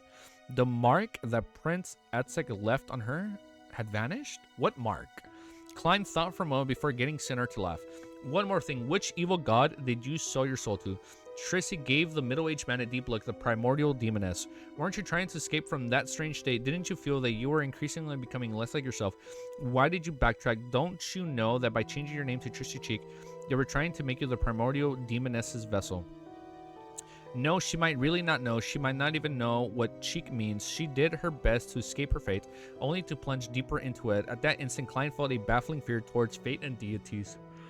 He made Sinner smile. It's hard for me to believe that it was you replying so easily without any qualms. Trissy's eyes had a slight tinge of confusing as she said in a self-deprecating manner, that's because it's a problem for me, not a secret. With one more person knowing, there might be one more chance of a solution presenting itself. Even if the chances are slim, it's better than nothing. While solving the problem, there's also a high chance that you'll be finished. Klein didn't continue the topic as he said after some time, when you approach Viscount Stratford and the mastermind behind all this, take note of any coincidences that often happen to you. The deeper investigation into the Great Smog of Backland, the more likely it will gain the attention of Insengul and 008. Coincidences. Trissy was taken aback as she repeated the words. At that instant, she recalled all the coincidences she had encountered back at the Redmose Manor. Amidst her thoughts, she suddenly looked up only to realize that Admiral Star's Sinner had vanished. The next morning, Klein woke up punctually, and with the assistance of Richardson, she wore his coat. Just as he arrived in the dining hall, he saw Walter standing by the door, politely awaiting his arrival. Sir, your schedule from today is to participate in the tea session of the Member of Parliament's Motch residence. Walter professionally reminded his employer he was stern, old-fashioned, and conscientious. He looked no different from his usual self, making it impossible to tell that he had headed for the sewers in the middle of the night. Klein nodded with a smile as though nothing had happened. I haven't forgotten. He then entered the dining hall and enjoyed the exquisite meal that had started showing signs of being repetitive. There's not enough variety for breakfast. Klein focused on eating, and after he was done, he put down his cutlery and sighed. I miss my hometown a little. Get the cook to prepare some desi pie tomorrow. Yes, sir, I should have thought of that earlier. Housekeeper Tanger replied apologetically. Klein waved his hand as a gesture for her to not take it into her heart before he headed to the garden for a stroll. After doing all this, he returned to the third story to continue reading the papers he hadn't finished up until his etiquette teacher, Wahana, arrived. Wahana was still dressed decently with an elegant bearing. She smiled at Dwayne Dantas and said, I heard you would be heading to Madame Rianne's place for high tea later today. Then this lesson will focus on high tea. High tea. So there's low tea and then there's high tea. Klein maintained his smile as he listened attentively, asking questions from time to time. About 30 minutes later, Walter knocked at the door and entered. Sir, Member of Parliament Motch's servant just came over to inform us of the high tea session had been cancelled because Madame Rihanna's daughter, Miss Hazel, is sick. Oh, what a coincidence. She is very apologetic for that, and she wishes to invite you again next week. Hazel is sick, a result of last night's fright. It's impossible if it's not an ordinary person, but beyond her has to be physically qualities enhanced. The chances of that happening are very low. Further, Hazel clearly hasn't seen the changes that result from the loss of control brought about by potions. Her mental state is still very well, allowing her to feel a sense of superiority and having no fear. Even if she was frightened, it wouldn't result in any psychological ailments. Ailments, sequence 5 of the Demoness Pathway, can make people around them get infected with ailments. Last night, Trissy secretly released her ailment after seeing a stranger enter the sewers, and as a Wraith, Sinor wasn't affected, so I didn't discover it. Such a problem isn't too serious. Hazel didn't spend much time in the area for too long. She's just a little shaken, preventing her from recovering quickly. From the looks of it, Trissy has really advanced to sequence 5. Klein nodded gently and said, please give Miss Hazel my regards. I find it crazy, though, that Trissy is sequence 5. Like, she's literally the same sequence as the one at the end of volume 2, the Demoness of Despair. Like, and the whole point of that was for her to digest her potion, if I remember right. Like, all those deaths basically helped her digest almost fully digest her potion. So I'm thinking along the lines, if she goes down this track for like avenging Prince Exegan or whatnot, she'll come to the point where she'll be able to kill as many people as the Great Backland Smog incident, right? Maybe, or I feel like I'm overstretching. Maybe I'm overthinking. Let's just keep reading. Next chapter, 776. Chapter 776 is called Preparations. Without the high tea session, Klein decided to pray to St. Samuel Cathedral so as to show his devoutness. Of course, he didn't forget to stop and admire the white pigeons on the square, allowing himself to appear leisurely and calm. He entered the cathedral, passing through the mirrors that were illuminated by the sun from the high above, arriving at a dark and deep prayer hall. This place wasn't as gorgeously decorated like the other churches that had all kinds of dazzling, elegant tastes. that produced a visual impact. Instead, it was the middle and peaceful, allowing one to feel a natural sense of tranquility. As for the pure light that resembled twinkling stars up ahead, they were filled with the intense solemnity and holiness. Klein removed his hat and handed it to Richardson along with his cane. He then walked down the aisle. At this moment, two figures stood up in front of the few and turned towards the entrance. One of them was the black-haired, green-eyed Leonard Mitchell, who looked savvy with his untidy hair. Almost at the same moment, Leonard Mitchell also saw the middle-aged man with his white sideburns and deep blue eyes. Dwayne Dantes, he tensed up momentarily as his body showed signs of indescribable stiffness. He gave Leonard a side look as he nodded with a smile. He had a friendly and casual expression. Yo, good night. Yo, good night, dude. Yo, last LSC chapter was a total humiliation. You should react. I read that chapter. No. I didn't read this week's chapter. I read last week's chapter, but it was good, dude. Andy, I liked it. This place wasn't as gorgeously decorated like the other churches that had all kinds of dazzling, elegant tastes that produced a visual impact. Instead, it was the middle and peaceful, allowing one to feel a natural sense of tranquility. As for the pure light that resembled twinkling stars up ahead, they were filled with intense solemnity and holiness. Klein removed his hat and handed it to Richardson along with his cane. Then he walked down the aisle. At this moment, two figures stood up in front of the few and turned towards the entrance. One of them was a black-haired, green-eyed Leonard Mitchell, who looked suave with his untidy hair. Almost at the same moment, Leonard Mitchell saw the middle-aged man with his white sideburns and deep blue eyes. Dwayne Dantes, he tensed up momentarily as his body showed signs of indescribable stiffness. Klein gave Leonard a side look as he nodded with a smile. He had a friendly and casual expression. Leonard forced a smile as he nodded in a slightly sluggish manner. Following that, he turned to the side, made his way, and brushed shoulders with Dwayne Dantes. This made Klein see who the person was behind and was also someone he knew. Dally, who was wearing a spirit medium's black robe. No shot. Is Madame Dally? Really? She was wearing a black robe. This lady still wore blue eyeshadow and blush, presenting quite an uncanny sense of beauty. Damn, she's gorgeous. Dally glanced at the middle-aged gentleman. When her expression suddenly went adrift, she retracted her gaze as she silently approached the exit. No way, I was just mimicking Captain's profound eyes. Even the color is different, yet Ma'am Dally could still find it familiar. Oh. I was just mimicking Captain's profound eyes. Even the color is different, yet Ma'am Dally couldn't... She was in love, man. Yet Ma'am Dally could find it familiar. A woman's intuition is truly terrifying. Klein had a vague guess when he noticed Dally's brief abnormality. A long time ago, as an intensive man, he believed that Ma'am Dally was secretly in love with Captain. Otherwise, she wouldn't have endured the risk to rush to Tingen to get Klein to find an opportunity to teach the acting method to Dunsmith. Damn. She has to know it's him, man. There's no shot. Like, this guy looks too much like Dunn. A long time ago, an insensitive man, he believed that Ma'am Dally was secretly in love with Captain. Otherwise, she wouldn't have endured the risk to rush to Tingen to get Klein to find an opportunity to teach the acting method to Dunsmith. Yeah. As for Captain, Klein wasn't sure about his thoughts. After all, Dunsmith at that moment was often unable to distinguish reality from a dream. He had bad memory, was rather pronounced, and he might unknowingly have forgotten certain things that lay out at the bottom of his heart.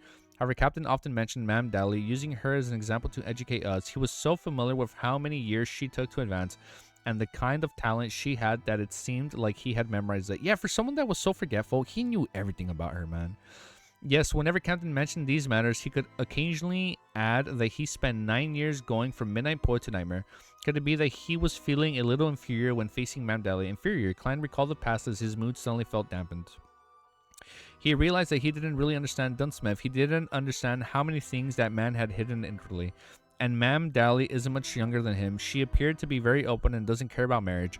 Klein suddenly sat and reined in his thoughts. He found a nearby few and bowed his head, closing his eyes to pray. Outside the prayer hall, Leonard had recovered as the gathering with the other Red Gloves, teammates with Dally. They waited for a while as Soist, who had become a spirit warlock, walked out from another side. He scanned them and said, "Our mission this time is to use the various clues discovered from the explosion of the Black Skeleton Gang's headquarters to find all the formal members of the numinous Episcopate in Backland. Ma'am Dally is a beyonder from the Corpse Collector pathway. She knows quite a bit about the numinous Episcopate, so His Grace St. Anthony has gotten her to assist us." In the evening, Klein, who had dismissed Richardson, took 4 steps counterclockwise and entered above the gray fog. He conjured the world, German Sparrow, and made his blurry figures pray. "Please inform Miss Magician that she needs to resolve the hotel room before Friday night. It's best that it's far from the place where Mr. X holds gatherings. passes me the stone and spellbooks ahead of time. I need to make certain preparations. On Friday night, she needs to stop her fan participants in Mr. X gatherings and also present to me that the person's external appearance went in disguise. If there's anything else, I'll inform her in the time. With only 2 days left before the assassination, only fucking 2 days left. Daily detecting client copying. I know, dude. They're like, she's probably gonna approach Dwayne and just like look into his eyes like that. And then she's gonna like, I feel like she might not figure it out, but she's gonna have an inkling suspicion. Like she might just be like, Benson Melissa. And then she's gonna try and see his reaction or something. Like she's gonna try and gauge his response. Like she's probably gonna say something that only Klein would know just to see what Dwayne would does. With only 2 days left before the assassination, this is gonna be such a cool fight. In 2 days, dude. With only 2 days left before the assassination attempt on Mr. X, Klein undoubtedly needed to prepare ahead of time. And there were many things that he needed preparation. Dwayne Tontis wasn't able to do everything, so he had to rely on Miss Magician. His preliminary plan was to use the powers of a faceless to disguise himself as a participant in Mr. X gathering. He would enter directly with a passcode and then he would employ different plans based on the situation. According to the experience he had and engaged in combat and controlling his marionette, Klein had a feeling that a marionette's principle was to try and hide behind the scenes, covertly directing a script. Unless necessary, a marionettist had to avoid engaging in direct combat with others. Currently, the most troublesome point is that Mr. X gathering is at 8, and unusually at this time, Dwayne Dantes clearly wouldn't have fallen asleep. He wouldn't be able to escape the notice of his butler and servants and secretly head to Eastboro.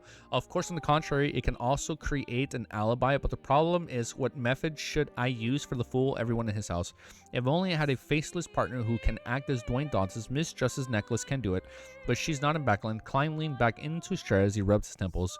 He had even considered directly summoning and responding to himself using his identity as Hero Bandit Black Emperor to carry out the operation. By doing so would cause him to lose the ability to change his physical appearance. It also made it difficult for him to possess other and disguise his forced friends who participate in the gathering.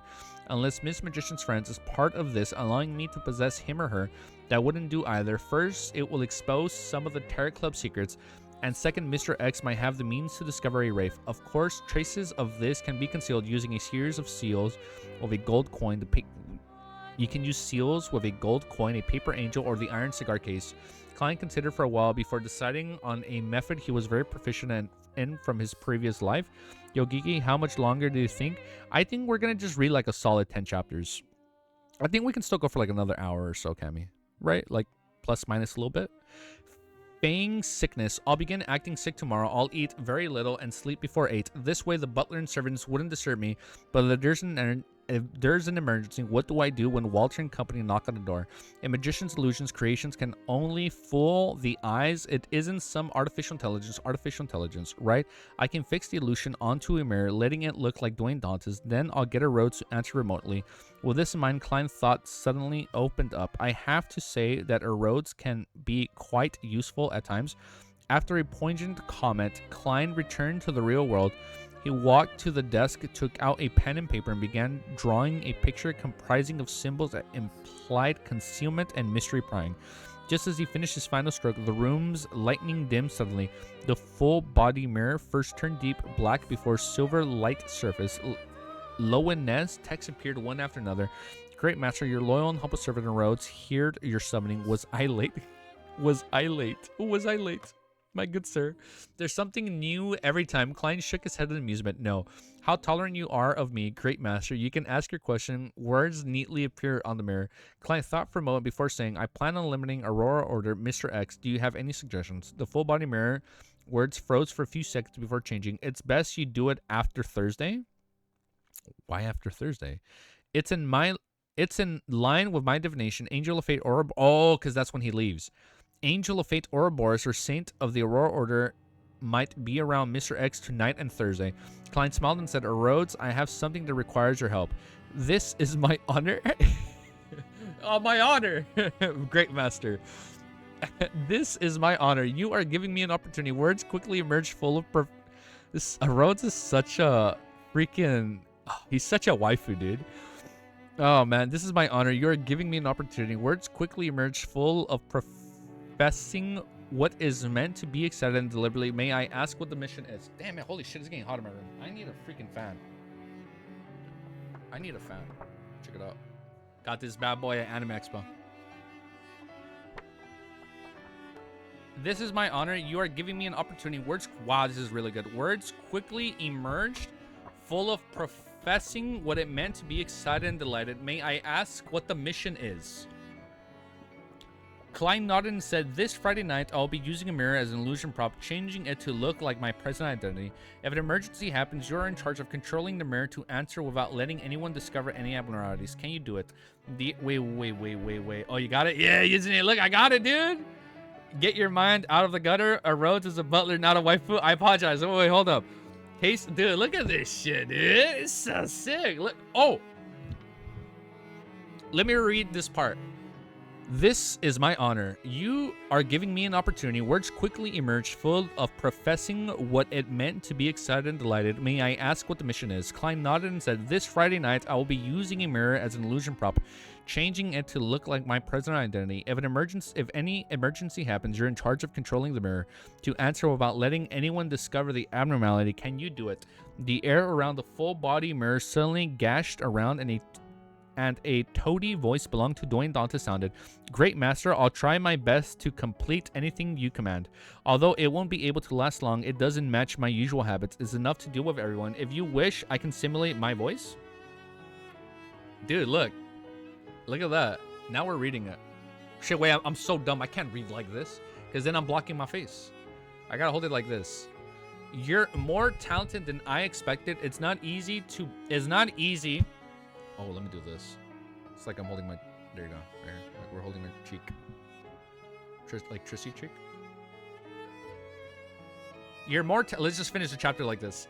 You're more talented than I expected. It's not easy being a mirror these days. However, does the final statement sound odd? Klein's facial muscles trembled as he said, when dealing with them, hide the nature of the question and answer game. Don't let others notice it. Rhodes immediately presented a new sentence on the full body mirror. I will play your identity well. Very good, Klein nodded.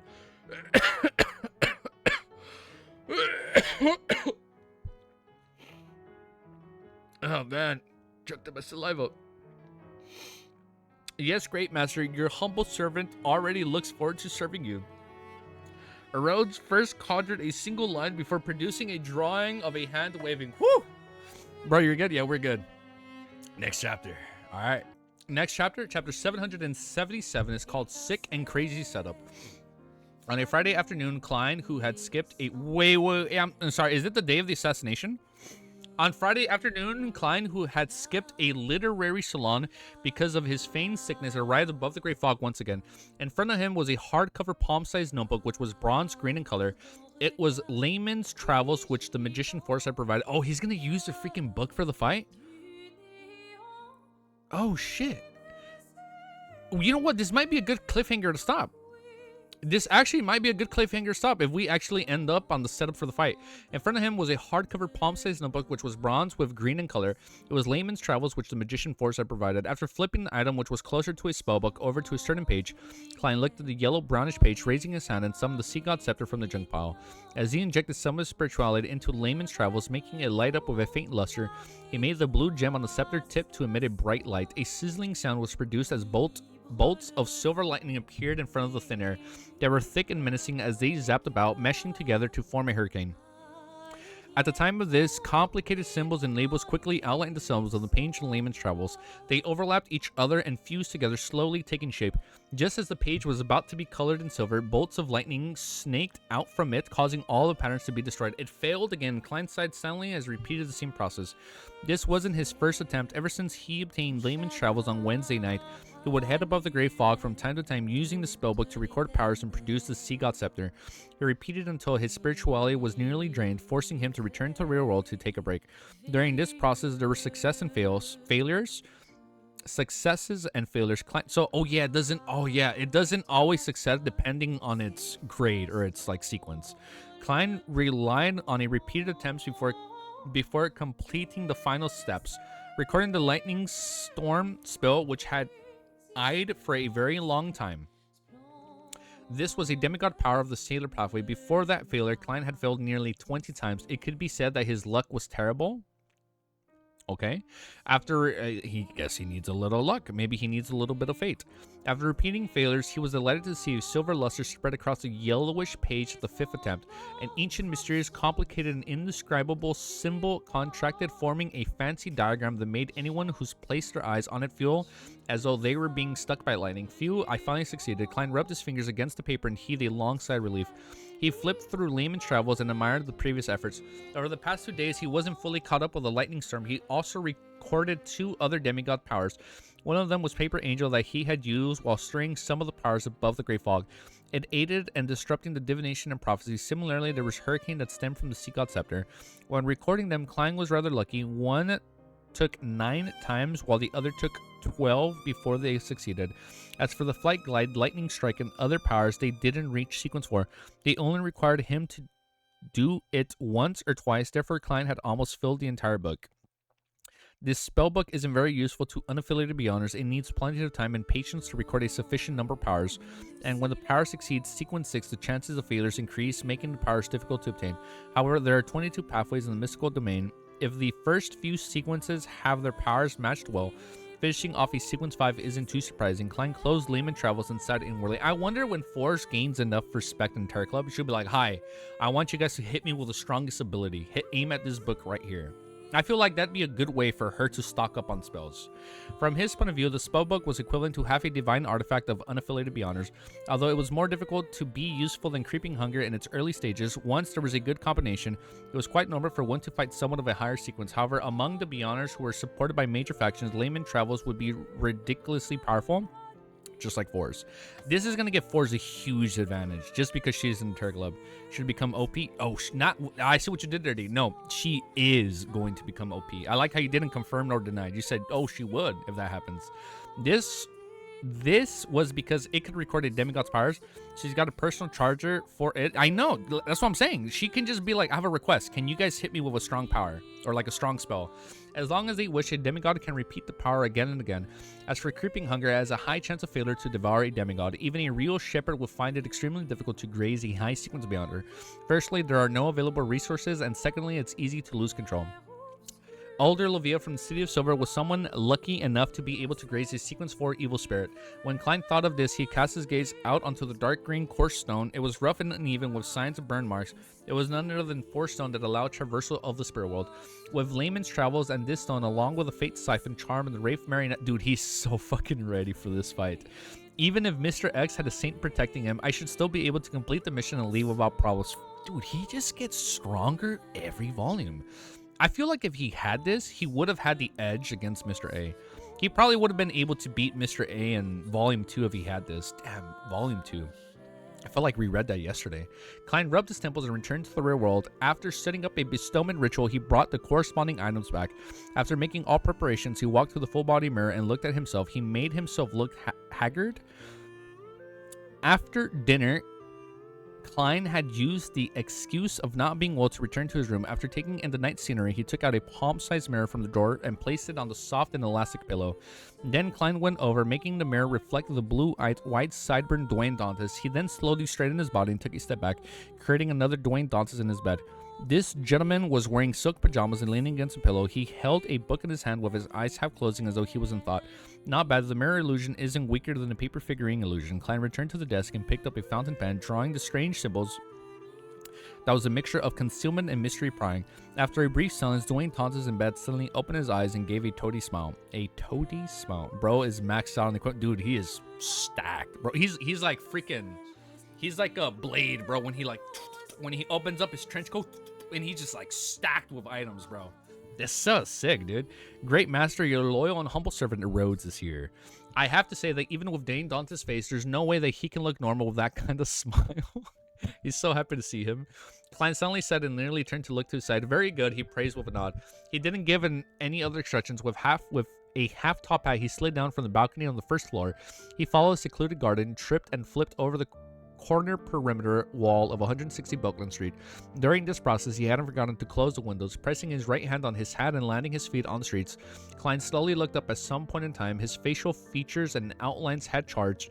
He had black hair and brown eyes with a thin and angular face. This was the crazy adventurer Grim Sparrow, who had a bounty of 50,000 pounds from just a single country, the hunter was about to begin. Sherwood Borough Shio, who was just about to head out to Eastport to participate in Mr. X Beyond the Gatherings, was stopped by Forrest. You want to head out to the gathering materials. Shio deliberated before saying the words her friends and others used. Forrest stroked her hair and said no to earn money. I previously accepted a mission to find the dust left behind after a ghost faded away. As you know, there aren't any ghosts at the cemetery. They've all been given a send-off by the priests and bishops to their respective deity. Kingdom, therefore, I can only head over to the East Borough and find targets that died due to various reasons without being discovered. Can you bear letting such a beautiful and frail lady like me head into such a messy place alone? But can't you push it back a day? Shio said earnestly, I'm planning to participate in Mr. X gathering. Forrest immediately shook her head, like, don't do it. No, I need to complete the mission tomorrow. It's a total of 50 pounds. If it's due tomorrow, why didn't you do it in the past few days? Shio looked suspiciously at her friend. Forrest chuckled. Is it your first day knowing me? Don't you know I have a severe case of procrastination? only ever gonna be one blade. Dude, I was thinking about that today, man. I'm sorry. I need to pause the recording. I have a question for any Blade enthusiasts in chat. So if you guys want to see that, make sure you watch the live streams. Quick plug. After that huge side tangent, which took more than a minute, it's been a few minutes. Let me just reread this. She was a procrastinator, right? Right? What was it? Forrest chuckled. Isn't your first... Don't you know I have a severe case of procrastination? I found my place. Besides, you have no money. Damn, we were talking about movies for a good while right there, huh? Besides, you have no money. What's the point of going to Mr. X gathering? You don't even know what Beyond Ingredient you need. If that's true, Chia was convinced before she smiled. Does every author have a sickness of procrastination? Probably. As Forrest perfunctorily replied, she secretly heaved a sigh of relief. In the Eastbourne, inside a cheap motel, Klein entered the room with Miss Magician had reserved for him under a fake alias. Wow, I can't read it anymore after going on that tangent, man. Here, having a room and a bed for one person was an extravagance, but even so, such rooms only cost 12 pence a night. Of course, many of the cheap motels in Eastborough didn't have a single room. The best of them were some compartments that cost 5 pence a night. It only had a bed and a participation that blocked others from looking inside, allowing the occupants to change clothes. As for the 10 to 20 bunk beds in the basement, they cost 1.5 pence a night. The motel didn't hold any responsibilities for the item that one stored there. There's actually a mirror, not bad. Client put down his hat and stood in front of the full-body mirror filled with crevices. He then wore the hooded robe with Miss Magician had prepared for him. Immediately after that, his body shrank at a discernible pace. His skin gradually turned pale with a tinge of malt colors. The Adam's apple on his throat vanished as he grew long hair and turned blonde. Oh, he's gonna be a woman again? Klein instantly recognized the image of Forrest's friend. Even though the disguise didn't show her looks, it was Miss Shio? No shot. I'm sorry, is he going to Shio? However, because there was a hood to conceal himself, he didn't really transform into a woman. All he did was handle the easy noticeable spots. I can't do anything above the height of 150 centimeters. I'll need to digest the entirety of my potion before I can reach this limit. Oh, she was too short for him to fully be her. Thankfully, Miss Shield disguised herself by raising her height. I don't have to vex over this. Klein looked at the 160 centimeter tall figure in the mirror. I forgot. So she wears shoes that makes her bigger. That's so funny.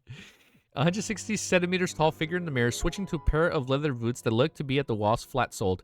After donning the disguise, Klein hooded himself and silently left a single room from the window. He came to an alley in Eastborough, took a detour until he arrived outside the building where Mr. X was hosting the Beyond Gathering. After recalling the passcode of Miss Magician had provided, Klein rapped the door with his fingers. 3 light taps and 3 heavy doors, separated by 2 long and 3 short intervals. After 10 seconds, the door silently opened. An attendant of mystery, maybe? An attendant wearing an iron mask first observed the visitor before making way. Klein calmly walked past him and entered the building without showing any signs of panic. Wait a second! Attendant of mystery. I'm sorry. This is gonna be... we're gonna finish our streaming there.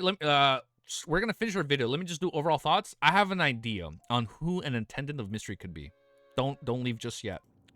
There has to be a person that has been foreshadowed since the beginning of the series, and that person is probably going to be the attendant of mystery, right? And they've probably been waiting for, like, the Lord of Mysteries, i.e. Klein, right? Oh, wait, Zaratul. Wait. I bet you Mr. Zaratul, the reason he's an attendant of fate is because he's waiting. For the attendant of mysteries. Zaratul is probably holding the place of attendant of mystery because he's waiting for the Lord, right? Like and that's why Zaratul has been like speaking through Rizal, and he's putting all this shit in his notes because he knows that the only person that's going to be able to read Rozel's diary entries is the Lord of Mysteries. And Zaratul is the one that's holding the place of the attendant so nobody else can ascend to. Bro is cooking a feast right now. Like, just how we were thinking that Zaratul was probably going to be the big bad guy. No. Zaratul is not the bad guy. Zaratul is the good guy that's waiting for the true Lord of Mysteries. And the true Lord of Mysteries, the Lord of the... I'm sorry, wait, hold up, blasphemy.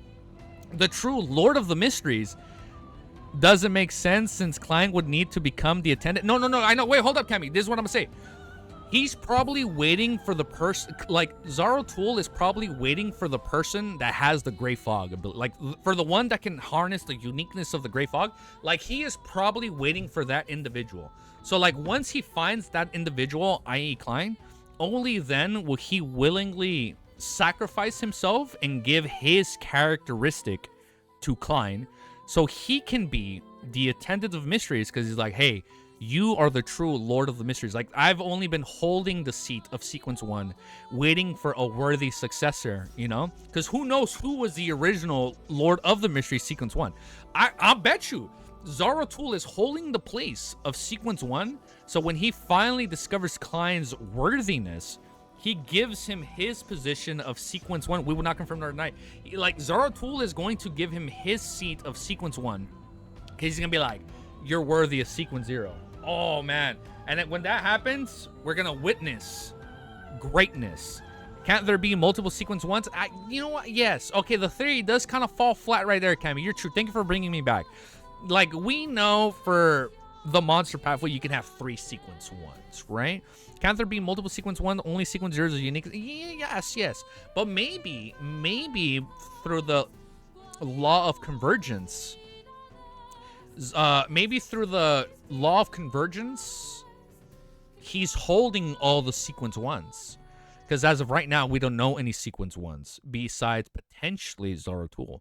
So maybe Zaratul has all the characteristics and he's just holding... Like, he's probably holding the 2 missing Sequence 1 characteristics to become an attendant of the mysteries, right? And then once he discovers Klein's whereabouts, he will unalive himself. And then, bam, Klein receives all 3 Sequence 1 characteristics, right? And then he can use that. He can use 1 to hit Sequence 1, and then once he fully digests, he uses the remaining 2 that Zaratul gives him. And then the real bad guy is Roselle, because we know he's already going like half crazy. He's dead, and we know he switched to the Black Emperor pathway. And then wouldn't it be kind of poetic that the true protagonist ended up becoming the real antagonist all along? Remember to make this theory into a short. You guys are gonna have to. You guys need to help me clip this. You guys need to help me clip this. When this stream ends, just remember the theory, or when, okay, help me make a clip. You know what? It's going to be so easy. We're just going to make this a video because it's been so long. So I started talking about this exactly when I hit overall thoughts. So when the video goes up, once we hit overall thoughts, that's when the theory crafting started. But that's what's going to happen. Like, there's no shot that doesn't happen. And then that. Mic drop. Yeah, it's probably going to be a movie clip. It's probably going to be a long movie clip. Oh, we're going to witness greatness when that happens. It's like, if it's not Zaratul, there's probably like an attendant of... Oh, Amon? No, that doesn't make sense. Maybe Amon switched to Sequence 1 Attendant of Mysteries? And he just hasn't used those abilities, so we know he's on the Marauder pathway, but we know... and we know Marauder is interchangeable. Right? Yes. Yeah, so we know they're interchangeable. Marauder, yes. And Seer, they're interchangeable. Maybe Amon is an Attendant of Mysteries, and that's why he's waiting for the Fool. Oh, dude, I'm getting so excited. I'm getting so excited for who could be an attendant of mysteries. Holy shit. We're gonna witness greatness, guys. Oh man, it's gonna be good. Okay, I'm locking in. Maybe Amon doesn't make sense. No, it could make sense. Because it would have been sequence 1. Parasite is sequence 4, Marauder Pathway. Marauder is in. Oh! Yo, did I just spoil myself? Wait. Did I just spoil myself? I think I just spoiled myself. Me over here trying to avoid spoilers. I think I just spoiled myself. Hold on. Wait. Maybe Amon is like the true. Oh, I'm getting lightheaded. Oh, maybe. Oh, so who the fuck would be the back? You know what? We're just gonna stop right there. We've been rambling for like 6 minutes. So it won't be. You know what? Yes, that's probably what's gonna happen. I'm locking that in. There's no shot that that doesn't happen. All right. I think that was a pretty goated theory. That was a pretty long theory. So we're going to leave it there. I was a little all over the place, but I think that might be it. So now, overall thoughts. It's pretty crazy that we got a TRISSY reveal. I'm excited for her to become a Terror Club member. All right, we're going to end. We're going to keep it short. Overall thoughts, we're going to keep it short. It's going to be sick when it happens. IDK, but logically, you thinking? IDK, but logically, you know what? Username, thank you. Yes. The brain is jogging a little bit. Now, how all this connects to the bigger mystery, TRISSY, man, TRISSY got me. No comment, but it ain't that bad. I am excited for a lot of future TRISSY fan art. We'll leave it at that. Like during the fights, I'm excited for all the crazy fan art we're gonna get on the Dunkwa fights. It's gonna be pretty good. It's gonna be pretty good. So, if you guys like what you see and you want to see more, make sure you like, comment, sub. I might react to episode 4 off stream, so I can I might react. You know what? What in the Roselle? What in the fucking Roselle? What in the Roselle is he talking about? You know what? Heads up. I might react to episode 4 and 5 off stream, just so I can edit it and upload it right away. I might do that off stream. We'll probably have like a watch party hangout while we wait for the episode. Because I am going to go to the movie theaters on Friday to watch Superman with Lil Easy. But luckily, it's like one of the last screenings, so we'll be fine. So I'll be able to watch the episode and edit it, and hopefully in less than an hour and have it up. So if you guys like, so that'll be Friday. Friday we'll upload the episode 4 and 5 react together. So like what you're seeing, you want to see more, make sure you like, comment, subscribe. All of you guys have a beautiful, blessed day. Praise the Fool. And as you pray to the Fool, don't forget our new honorific, okay? The reader who stalls for eternity, the tamer of beasts and dogs, the one who farms, Lord of the Mysteries. I'll see you guys all next time, okay? I'm gonna let you guys memorize that honorific name. You know what? Look, heads up. I'm telling you guys right now, because you guys are the OGs right now waiting until the end, all right? If you guys join the live stream, everybody better be spamming our honorific name. We will not talk until we read the honorific name in chat, okay? Thanks for the live. Dude, thank you for joining for the first time, Moon. It's always cool talking to new people in chat, man. I like it. It's always a fun experience whenever we get new people tuned into the... And I know not everybody can tune into the live streams. That's why, luckily, we always upload the VODs and we pause and play during the chapters. So hopefully it's a little bit more slow. What honorific name? I zoned out. Let me say it again. All right, you guys ready? You know what? I'm going to post it in chat right here. Remember it. You guys have to remember it. I think Bullseye meant beasts in this part because it's technically not just one beasts. Because, you know, oh, here we go. Let's just post it once more. This is Bullseye's. Bullseye helped out with the honorific name right here. The reader who stalls for eternity, the tamer of beasts and dogs, the one who farms LOTM. Easy geeky. The great tame. The great tame. All right, we're going to leave it there. I'll see you guys all potentially later tonight. But if not, bro, that's cringe as fuck. I ain't doing that. It ain't cringe. It's an honorific name, man. What are you talking about, Cammy? Once you guys say it once, it's gonna grow on you. Trust. That's how cringe works. Cringe it till you make it, all right? You cringe so hard that it actually grows on you. See, username got the assignment. The reader who stalls for eternity, the tamer of gods, evernight taming theory, and dogs. The one who farms. Well, technically it'd be dog because we just have one beautiful puppy. The one who farms LTM easy geeky. Out. Have a beautiful day. All right, later, guys. Peace. Have a beautiful day.